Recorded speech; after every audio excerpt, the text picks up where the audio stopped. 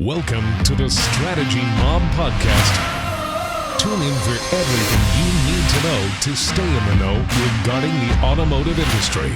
Here's your host, Jason Harris. Hey, what's going on, Podcast Nation? This is Jason Harris. Thanks for joining me in another episode of Strategy Mob. Today I have two very special guests with me, all on the BDC side of the business, which I'm super excited about doing some content about. I have both Shawn and Josh with me today. Hey guys, for everybody out there watching and listening and don't know who you are, let's go ahead and get started with the origin story that is Josh and Shawn. Josh, I'll start with you. What is that origin story? Yep, what is it? So I started out in automotive in 2011.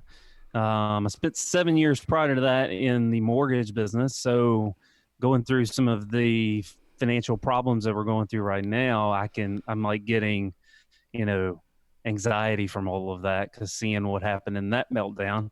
But left the mortgage industry in 2011 and got started in the automotive space, sold cars for a few months, got baptized by fire in the BDC, became just a normal BDC rep, and then moved up the ranks to manager to director.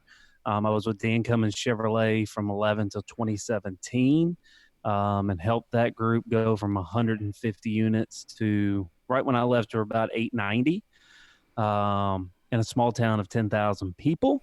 So we grew that BDC from 2 people to 25 when I left. And just had a great time growing myself during that whole process. Left there, went to California for about 4 months and realized that they do things a little differently there. And came back to Kentucky, and now I'm in North Carolina where I'm the BDC director for Hubert Vester Auto Group. We have 5 rooftops, so it's been a fun time. Very cool. And how big is the team for you? The BDC right now, we have... Let's see, how many do I have right now? 9. I have 9 in here right now. And is that normal staff range for you, or is that kind of modified because of everything that's going on?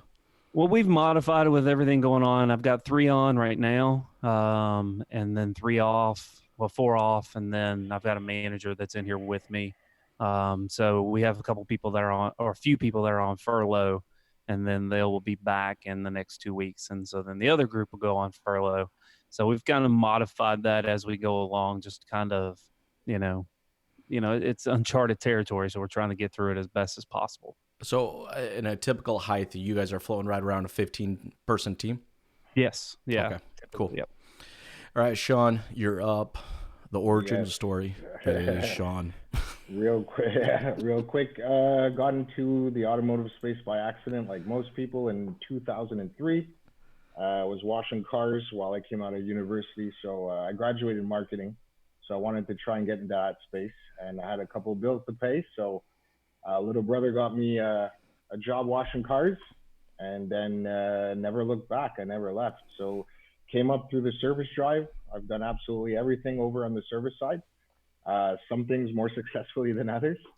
But it was really cool. I found my footing. A little bit of everything: washer, jockey, service advisor, service manager, CSI, BDC stuff. Tried my hand at some sales. I did pretty good. I sold used cars, but it's just the hours were a bit rock and roll for me. So 9 to 9s, I just wasn't about that. So I went back over in the service side, and then I dipped my toes into this thing that we call the BDC. And never looked back. So I've been doing it for a while. Set up a few BDCs for Canada's largest group. So we had the Delary Group over here. Currently, right now, I'm with the Mercedes-Benz Silver Star. So it's the largest Mercedes-Benz dealership in Canada. So it's going well. And particular times right now. We've been shut down actually since the 23rd of March, 24th of March, something like that. So it's complete shutdown here. So that's what your current norm is right now, is that as far as where you are, the government is just total shutdown then, correct? Complete shutdown. They don't see us as an essential service. So. And Josh, what about yourself? So we have a governor that is up for re-election, and so life is good.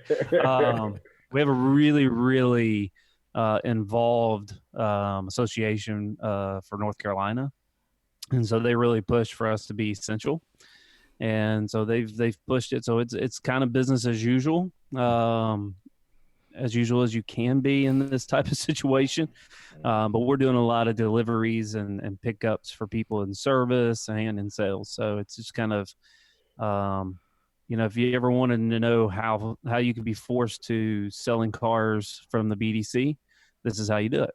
Yeah, definitely. Well, actually, that's a great point, and that's a good place to just kind of get started, right? Is if you've run a business before, a dealership before, and you have not had a BDC, honestly, you're going to be 5, 6, 7, 8 steps behind right now. Mm-hmm. I mean, I think any dealership out there right now that has been operating for, the last few years or plus, with a BDC, they seem to be way more prepped for what's going on right now. And I kind of love to hear both you guys' kind of thoughts and opinions on just why the BDC is just so much more prepped for the current situation. And Josh, I'll go ahead and start with you. Yeah, I think it's, for me, it's the way that we've trained for, golly, I've been for 2011 since I've been in this whole thing. It's the way that we've trained our people to really be able to do the entire process. I've had very successful BDCs where they could take it from the original lead to building that relationship to getting that customer to go along down that pathway. And so it's been, it's all about the training, and that what I've done, obviously training happens every single day in my department, but this is where this all comes about. Like, now shit has literally hit the fan, and we're the ones that need to can pivot really quickly into doing online sales, versus where sales, it's a little bit like they're going to try to sell the car. They're going to do all kinds of different things a little differently. They're going to want to, it's hard to pivot and say, hey, you can't tell them, like, what time can you come in today? It's going to be a little bit different conversation. And so I think we train on the phones every single day, every single week, every single month. And so when it comes down to being able to pivot, we have the most ability to pivot. Yeah.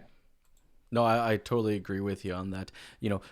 For years, BDCs have been training on how to connect with customers, not face to face, over the phone, via text and an email, or in some BDCs even with video, right? Mm-hmm. So we already kind of have those skill sets and we're ready to go. Shawn, I'd like to hear your thoughts on this as well. Why do you think a BDC is more prepped for this current norm or new norm? Yeah. Well, kind of like what Josh was saying, we've been doing this for forever, really, right? So it's a lot of phone work. It's a lot less face-to-face, even since the craze of digital marketing a couple of years ago. So we've been prepping for this. I think one of the advantages that we do have, not to knock on sales or anything, but one of the advantages we do have is being adaptable. Being able to turn around really quickly, whether it's service, whether it's sales, whether it's, hey, script this, script that, don't say this, don't say that. Just being able to turn on a dime and readjust and be adaptable. I always felt that the BDC also was but like the hub of the organization, really. Obviously not the most important business unit because it's a team effort in a dealership, but I think definitely. Well, it was a team effort. No, seriously though, right? Like, let's face this. I mean, can we safe to say that the showroom's dead right now? Absolutely.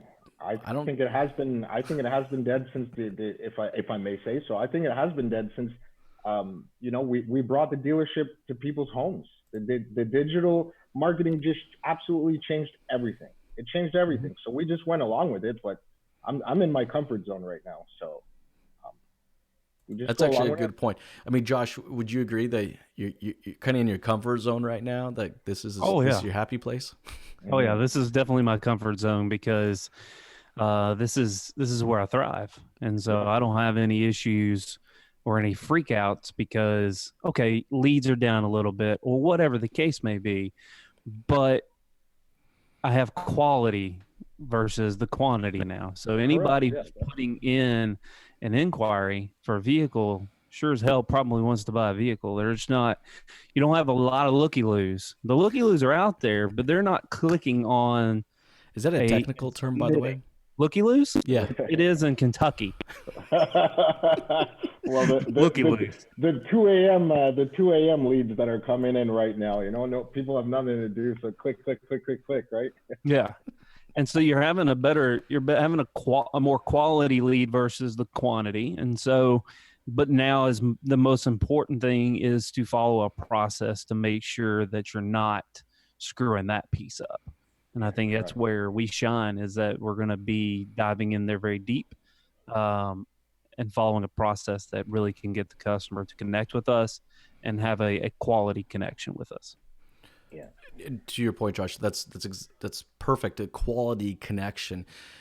We do have to dig deep right now, right? Like, I mean, this is not a volume game where it's like we had tens of thousands leads coming in. So it's like, as long as we responded to them in this amount of time with this type of verbiage, all right, our probability of them coming back to us, like, it seems like we can't play the numbers game anymore. We like you're saying, we have to go deep, with the customer in our communication efforts. We have to over communicate the processes in a way that even us as the BDC who's accustomed to doing that, it's totally new for us. So that's kind of, I think, going into the next question I have for you guys is what that new norm looks like for a BDC department. And Shawn, I'll go ahead and start with you on this one.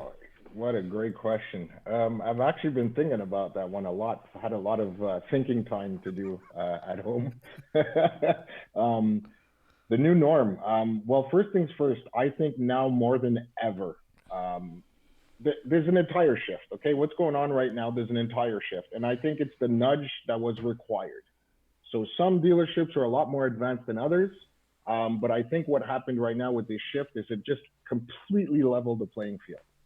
So some of the dealerships that are already in place and already have processes in place and certain systems, they're going to do okay. I mean, everybody's going to get hit by this. It's just a matter of how hard are you going to get hit. There's other dealerships that are not as advanced as other ones. And I think right now, the processes are going to be put to the test. Absolutely it's a level playing field right now. And I think that's what's kind of cool. So I'm not really looking at this in a negative sense. I'm actually being extremely optimistic right now. And now is the time where it's time for the BDC to shine once and for all. I mean, we kind of like the player that's like, put me in, coach.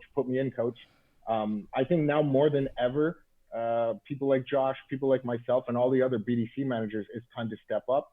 It's time to show them what we can do, and it's time to get our hands dirty. Because no matter what you think, this is a stress test. That's the only way I'm looking at this. It's a stress test right now.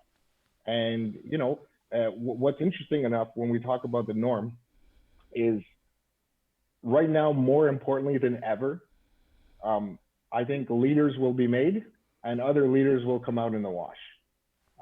So good point. When we do eventually get back to it, we're going to know what kind of leadership that we had. How did they treat this? What's their plan of attack and where we're going? I think it's also important that we're in a situation right now where the dealerships that have less of a process or less of systems is the ideal time to identify areas of improvement. Put measurables in place, what's working and what's not working based currently right now on what's going on. The need to be adaptable and turn, I think it's not just the BDC that should be able to turn on a dime, but I think the entire dealership. And I think now more than ever, data is going to be the most important thing. When we were talking about deep diving with the customers, it's about what is being said on the phone, and it's up to the BDC manager, the BDC team, however it's structured, to get that information over to the marketing department and to the GMs and to the owners so we can come up with this process. And that's it, just focus on the consumer. Yeah, I mean, I agree. I mean, I think, the new norm, I think what's crazy is that we've talked about digital retailing for how long? what, Years. A long time. long time. Just like we've talked about video since like 2009. Yeah, for sure. You know, and so this has forced a lot of people's hands to, like, when all this started coming about, you saw a lot of dealers go, well, I need digital retailing now. But you don't even have a freaking process in place to handle it, because Yeah. now all of a sudden you want it because you feel that's the only way you're going to be able to sell cars. But, you know, the new norm is that, you know, as a BDC manager and department, you have to hunker down and just really, like you said, shine. But you have to be put to the test of saying, hey, I know how to desk a Yeah. deal as a BDC director or manager. I know how to really put things into place. So let me handle it in house. Like I'm a centralized BDC. I'm not even close to a dealership. It's like 5 miles, which is not that far, but still, I'm not sitting at the dealership. And so waiting for a manager to desk a deal is ludicrous to me at this point. Like, let me handle it, and let me go and do what needs to be done and put together deals. Because time is at essence. It's still the speed in which you do business is still important. It's not like we're sitting back and customers are sitting at home just eating bonbons and drinking Diet Coke. Like they're still, if they want to buy a car and it's on their mind to buy a car, the first person who really puts that emphasis on it and is able to really do it is the guy who's going to win the deal. It does nothing to do with the price. So throw the freaking price out the window. It's convenience at this point. Like, we've always been a price, especially in the States. Like, it's all about price in the US. But now it's not that. It's about the convenience and being able to connect with that customer in a fast manner. That's the new norm. Like, the speed in which we operate, that's how it's going to, when we come out of this, that's how we're going to separate ourselves from the rest who really are sitting back going, well, when is this going to end? Yeah. I think added value has a lot to do with it as well. You know, like, Well, okay, let's actually go with that for a second, you know, because I think as a BDC, we do an amazing job of crafting out what I call value deposits. And, you know, for us, it's all about how we process those value deposits. You know, it's like, when do we say this? How do we input this? And so on. The value deposits have changed, though. Like, you know, before, you know, we could lead with the value deposit, and it could be an additional discount or offer. It could be, you know, the 4 or 5 reasons why they should purchase from our dealership versus the Mercedes dealership on the other side of town, or the Ford dealership on the other side of town, right? But that's not what the customer is looking for anymore. The communication or those value deposits that they're looking for, that bit of information has changed. I'm curious to kind of hear from both you guys, like, you know, what information are you leading with now that's different than what you used to be leading with? And Josh, I'm going to go ahead and start with you on that one. Yeah, I think, you know, it's very difficult when this first all came out, because it was very much, we were still the hard-nosed, when can you come in type of scenario. And we've had to really shift that to being more of an information-based system, and which is how I've always operated. But I've always had sales managers and GMs in my ear saying, you give out too much information, which is ludicrous. Most information wins, guys. But so you've had to learn how to shift some people who are more of that hard-nosed, when can you get them in, to being more informational to the consumer, to kind of go with their terms. Because what you find is that consumers, once you've developed that relationship and you're giving that information over there to them, the guards go down, and then you can find out what the real need and want is, and how you can best fit that need and want. And I think that's the biggest thing, is that developing that relationship and communicating and having a connection. It's the big thing that we're talking about. A connection with the consumer is what is going to separate you. Because if you think that you're going to get through this without giving out any information, you've lost your freaking mind. Like, it's not going to happen. And so what I've trained my people to do is just provide a service, give the customer information, set their mind at ease. And when we find that we can fit that into what we're trying to get accomplished, let's get it accomplished for the customer. What's your thoughts on that, Shawn? Totally agree with Josh. We seem to be cut from the same cloth. I mean, it's daily training with my team, 100%. We listen to calls. I actively listen to calls. Sometimes we review them. You did mention a very interesting word before. We said value. What I tend to do within my BDC is I just kind of replace the word value deposit with the word emotional deposit. It's an emotional experience. It's an emotional experience. And ever since the craze of an experience, everybody wants to offer an experience now. So it is an experience, and it's an emotional one. It's in my case, $120,000 emotional one, right? So I think the most important thing, exactly like what Josh said, you have to build that connection, and that connection comes through empathy, and empathy comes, in my eyes, through properly qualifying. The BDC, in my standpoint, has always been since day one. I started this way before CRMs even existed. It was kind of just like you scrubbed your DMS and you put everything into an Excel spreadsheet. So, but one thing that has never changed is that the BDC from its offset has always been long-term, consistent professional communication, right? It's not just I'll get the person on the phone and I'm going to close them right away. I'm not in sales. I'm there to sell the idea. And I think one of the most important things is transparency. You know, like we were talking before. Yeah, let's go there. Transparency, right? Yeah, let's do that. I got issues with the word because it's incredibly overused in our industry. Like stupid overly used. It's like the word conversion. Like, what the hell does it actually mean? No, but I think there's the word transparency can be used in a marketing campaign, and unfortunately gets used quite often in a marketing campaign. Yeah. But then I think there's real transparency. Yeah. And, you know, Josh, you said something earlier about how we need to make the customer feel comfortable or put them at ease about the decision to either purchase or service a vehicle if they have to right now. Yeah, and we can do that, to your point, Shawn, we do that through empathy, right? That's a big one.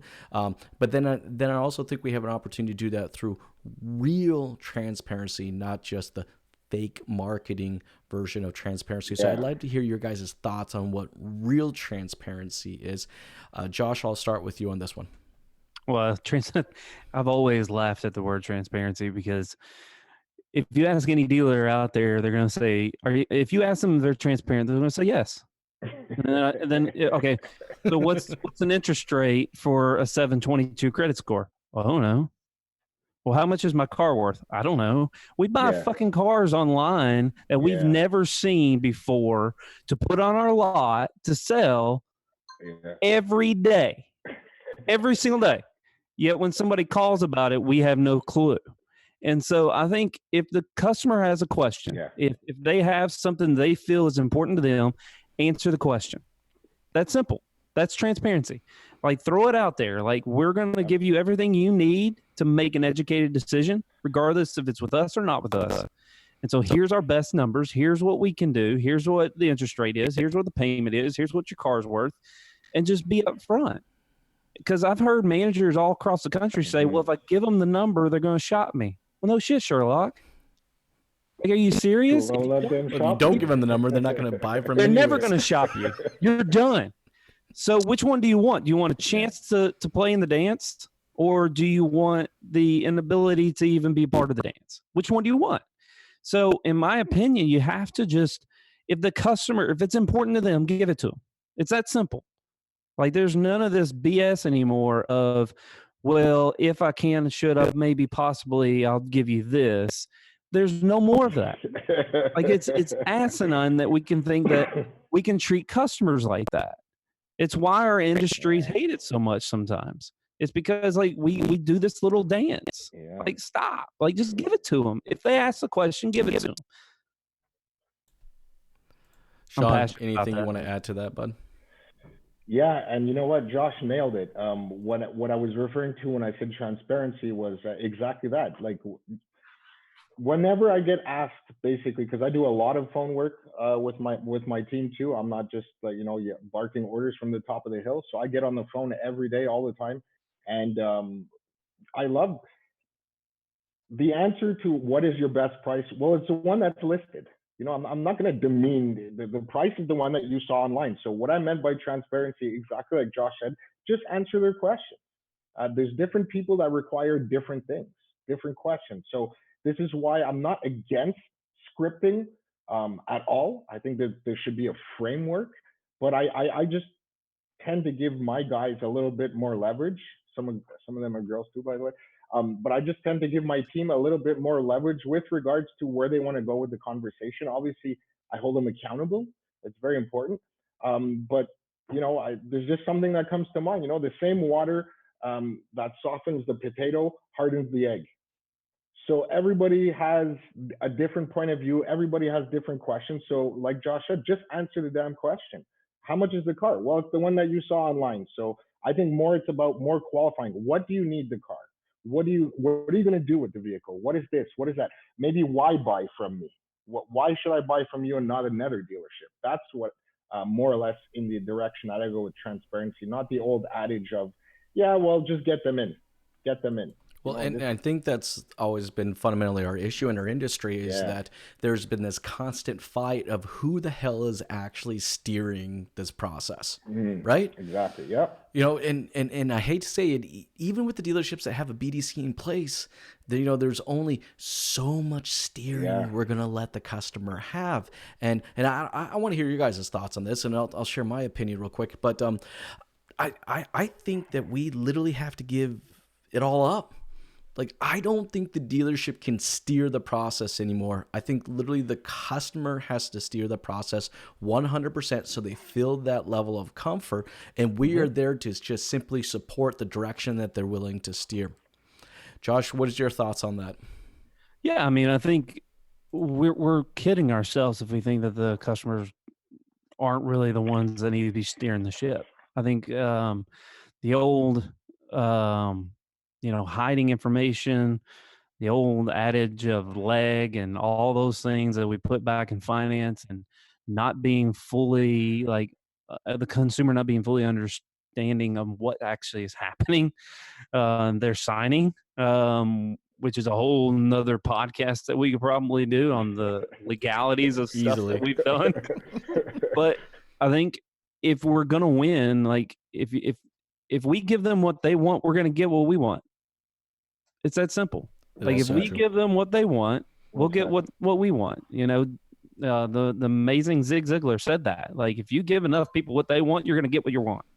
So my thing is just love on your customers and give them what they're asking for, and you'll create the fans and the blah blah blah that you want if you just do that.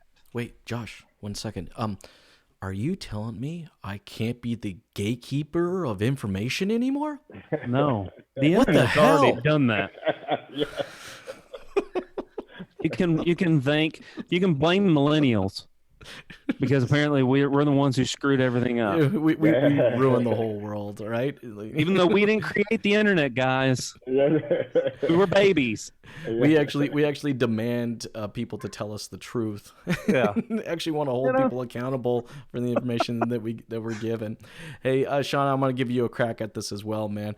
Dealerships right now that do have BDCs or don't have BDCs, and are willing to allow the customer to steer the direction of the purchase or the servicing so far, and then the dealership wants to jump in and take over. Do you believe the dealerships should still have some level of responsibility of steering that process, or should it just be totally left up to the customer and we're just there to support them? Well, listen, the BDC being very much a part of the middle process, I think that the sales floor, if you will, or the sales managers or what have you, I think they need to let go of a little bit of control. Things have changed dramatically. Again, I'll go back to it. Digital marketing has changed absolutely everything. I mean, these people, by the time they hit the consumers, by the time that they hit the BDC, they've already shopped, 2.7? I don't know how you have 2.7 dealers, so I'm just going to say 3. I hate the 0.7s.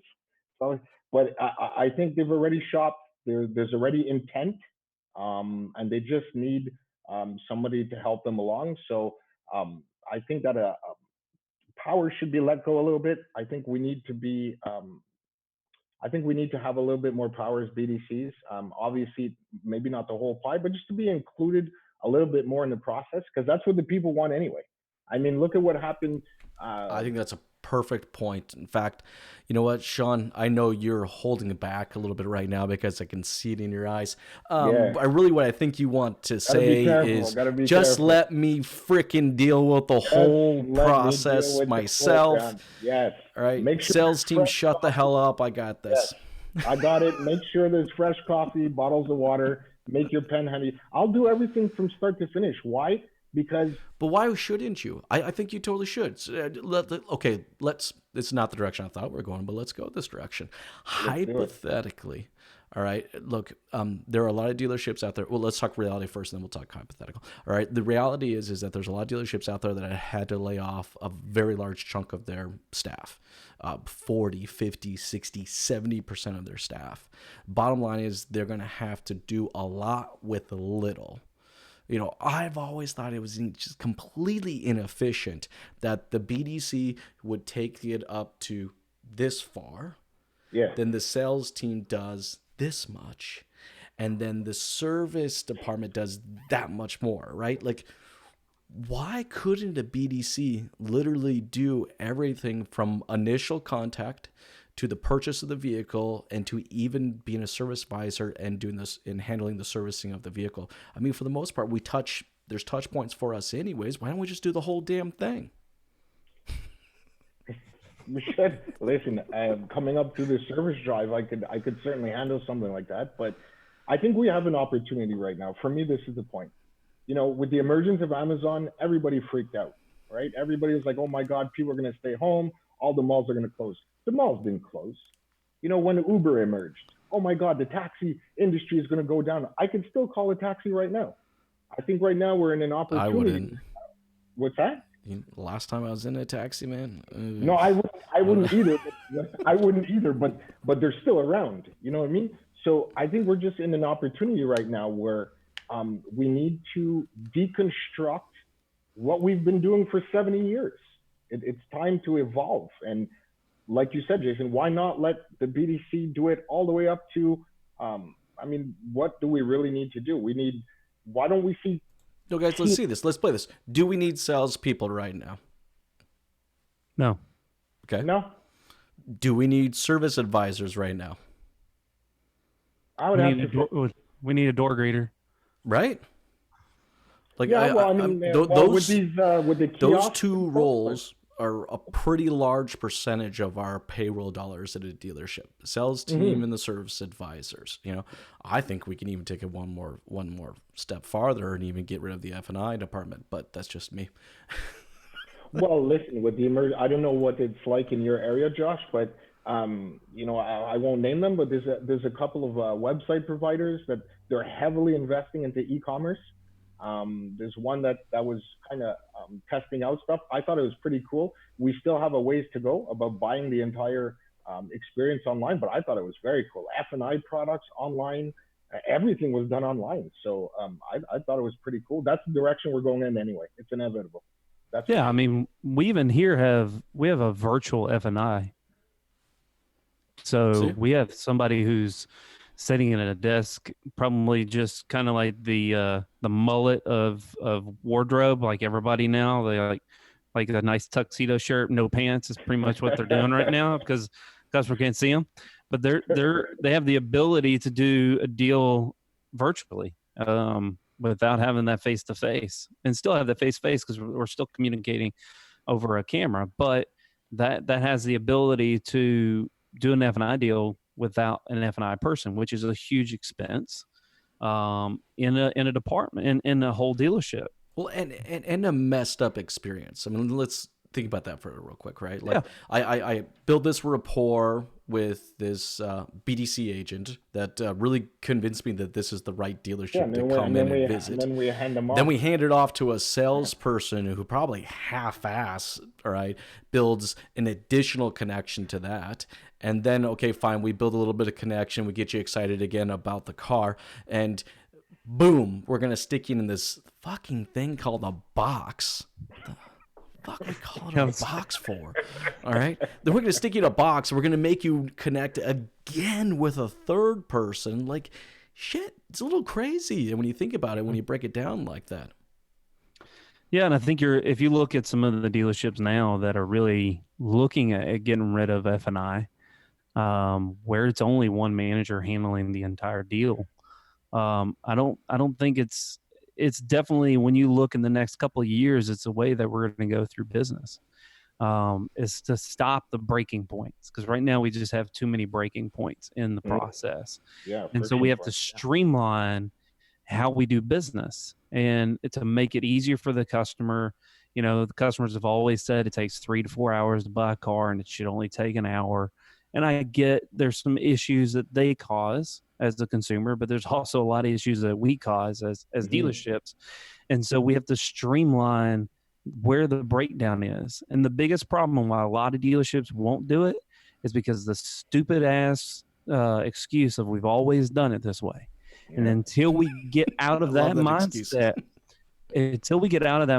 like, I don't care how you used to do it. This is a way we need to go. Correct. Because the reason why they always go back to that little comfort zone is because it's comfort, and when you have change, it's unsettling.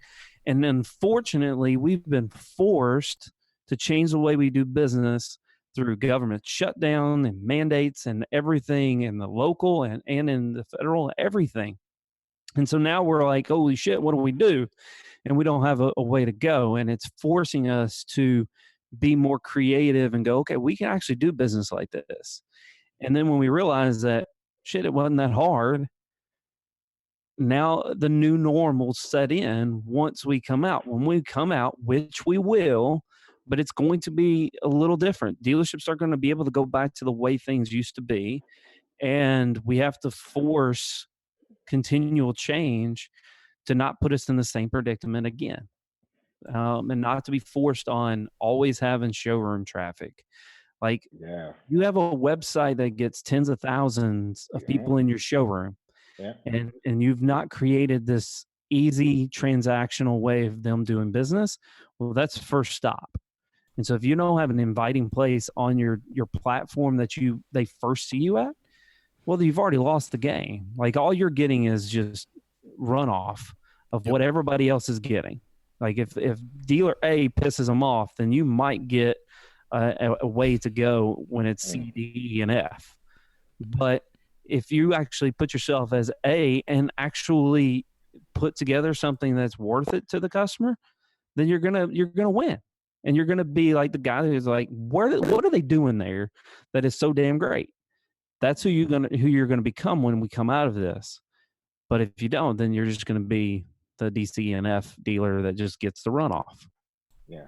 And I think, to add to what Josh was saying, one of the most important things, and why I don't want to be too cynical, but let's just be real. I think one of the most important things in our line of work, Josh nailed it before, was your response time, which I really, really pride myself on.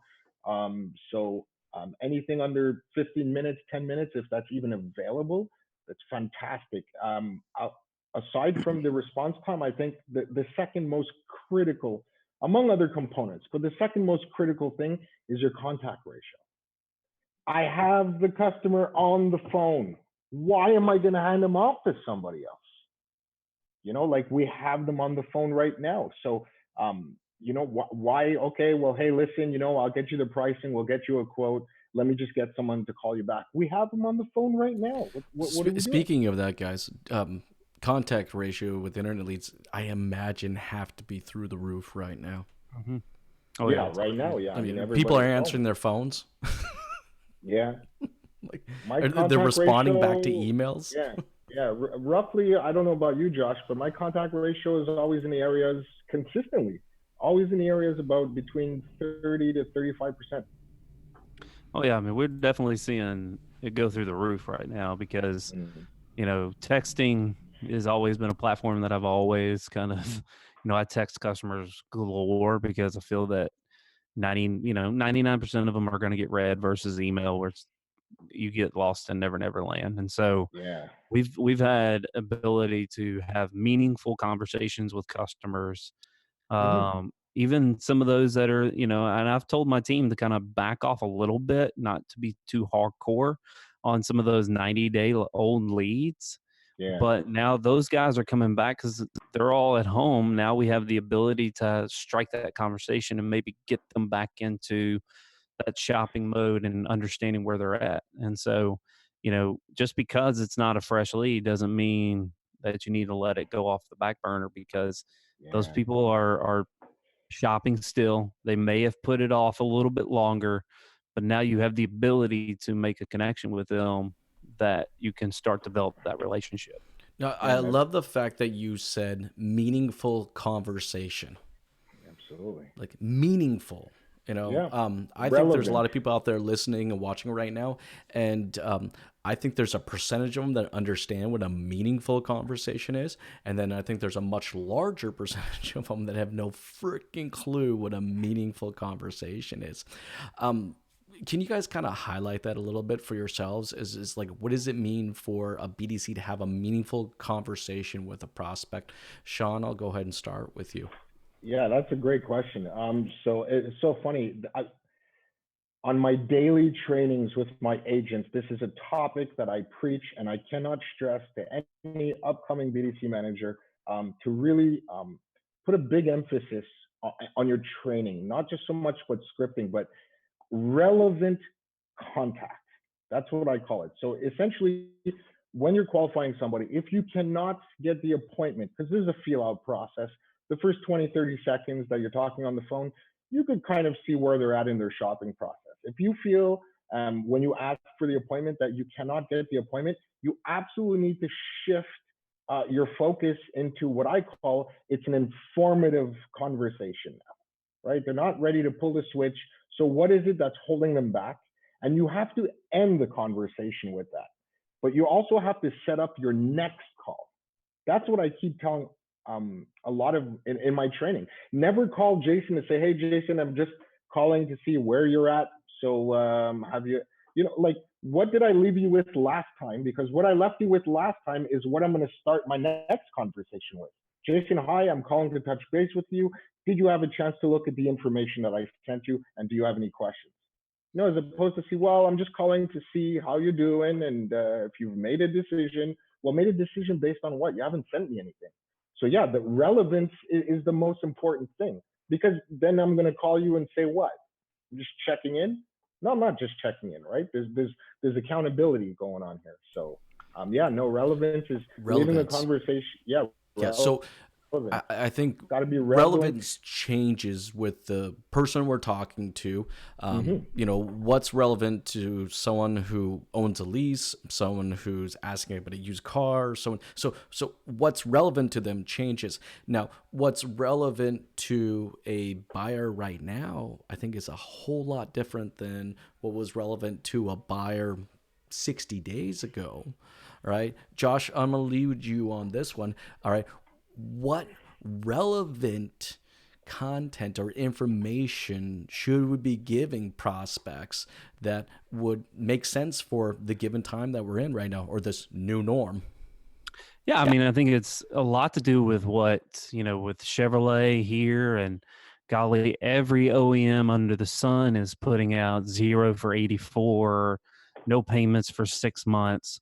And so that's something that a consumer that might be putting it off for 3 months to see what the hell is going to happen could change some things. So understanding that there's a lot of great programs out there that our OEM is actually providing us to provide our consumers is something that's relevant for that consumer to not have to make a payment for 6 months, to be able to afford something, because now we're going freaking 84 months, which is an eternity, and I hate, but it's out there for consumers right now. And so being able to give that update of what is out there that's incentivized by the OEM is critical for new cars. If it's a used car, you just have to understand that, think outside the box. We already typically go 45 days without a payment. Go 90 days. It doesn't cost you very much money as a dealer. So being able to say, hey, we're going to make sure you have no payments for 90 days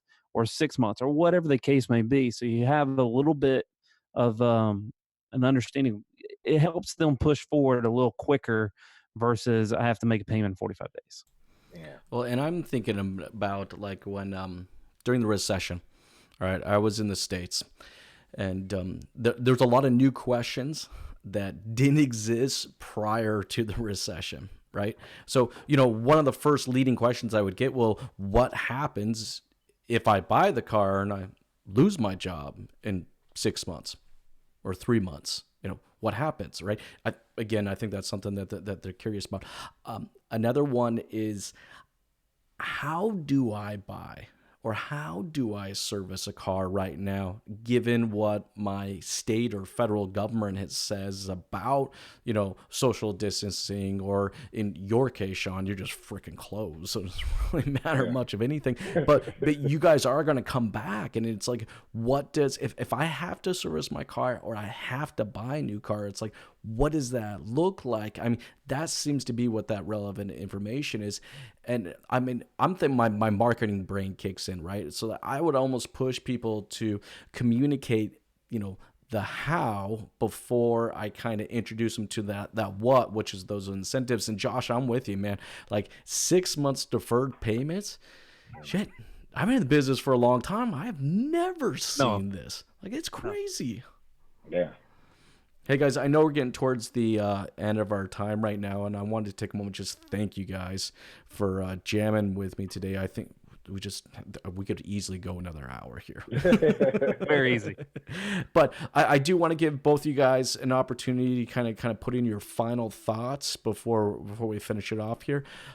Shawn, I'll go ahead and start with you. Your final thoughts. Final thoughts. Or final Scotch. I mean, I can do a final Scotch. I'm buying the rounds. Listen, right now what we're seeing is a complete shift. The landscape, or I should even say the tectonic plates in my in my world, has completely shifted. What we're going to see when we get out of this, hopefully, what I would like to see is a little bit more responsibility given to the BDC. We're going to have to really take a look at, like what we were talking about before, relevance. Do we increase operating hours? Do we do more pickup and deliveries for service? There's going to be a lot of things that we're going to have to look at. One thing's for sure, though, the hiring process is going to change as well. I mean, we could deep dive way into the hiring process, but fundamentally, at the end of the day, leadership. What is leadership going to look like? What is leadership going to put in place?